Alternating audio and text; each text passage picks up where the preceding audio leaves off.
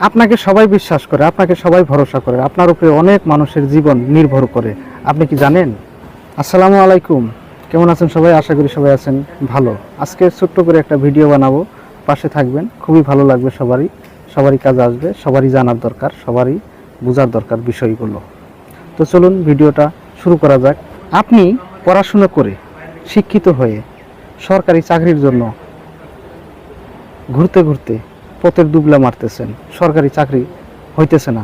সরকারি চাকরির জন্য আপনি নিজেই সরকারি স্কুলে পড়াশোনা করলেন, সরকারি চাকরির জন্য এতটাই পাগল হলেন, সরকারি চাকরির জন্য আপনি দিন রাত মেহনত করতেছেন, ঘুরতেছেন মানুষের পিছে পিছে, এমনকি টাকা ঘুষ দিয়েও আপনি চাকরিটা পেয়ে গেলেন। চাকরিটা পাওয়ার পরে আপনি কি সঠিক জায়গায় আছেন, সঠিক কাজ করতেছেন? আপনি কি জানেন সমস্ত মানুষের ভরসা আপনার উপরে? আপনি একটা শিক্ষক, আপনি একটা মাস্টার, যে চাকরিটা আপনাকে সরকারে দিল, কি জন্য দিল? সেই ডিউটিটি কি আপনি ঠিকভাবে করতেছেন? সেটা আপনাকে বুঝতে হবে।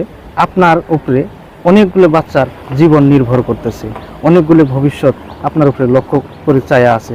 অনেক বাবা মা আপনার কাছে বাচ্চা কাচ্চা পড়ার জন্য দিছে সরকারি স্কুলে, ভালো পড়াশোনা হবে, ভালো শিক্ষক আছে, ভালো পড়াশোনা করবে। সেটা কি আপনি করতেছেন? একবার ভাবছেন?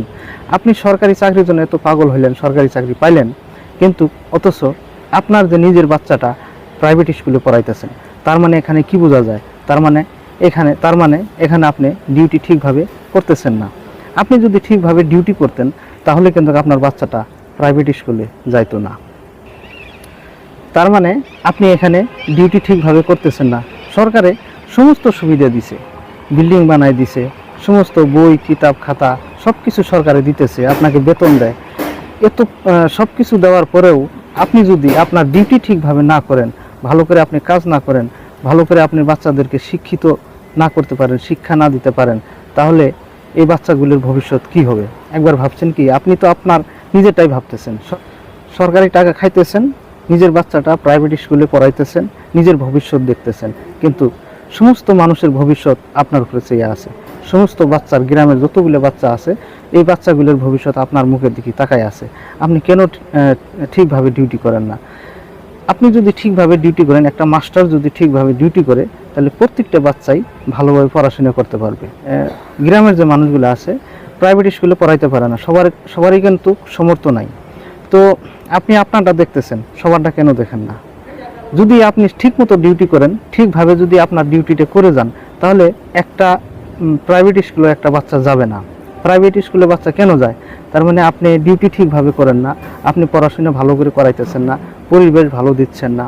এই তো হলো অবস্থা। তো এইগুলো যদি আপনাদের ভিতরে থাকে, তাহলে সাধারণ মানুষ কি করবে? সাধারণ নিরীহ মানুষ যেগুলো অনেক কিছুই জানে না, অনেক কিছুই বুঝে না, দিন আইনে দিন খায়, তাহলে এই ঘরের বাচ্চা কাচ্চারা কিভাবে পড়াশোনা করবে, কিভাবে একটা তাদের ভবিষ্যৎ হবে? একবার ভাবছেন কি?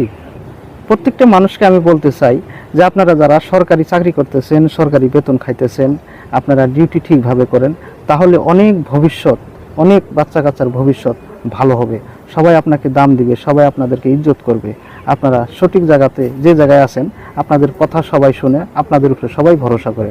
আপনারা ঠিকভাবে কাজ করুন, তাহলে সমাজটা অনেক ভালো হবে। সবাই ইনশাল্লাহ আমরা সবাই বোঝার চেষ্টা করব, জানার চেষ্টা করব, মানার চেষ্টা করব, আর যার যার দায়িত্বে যে কাজ আমাদেরকে দেওয়া আছে আমরা করার চেষ্টা করব।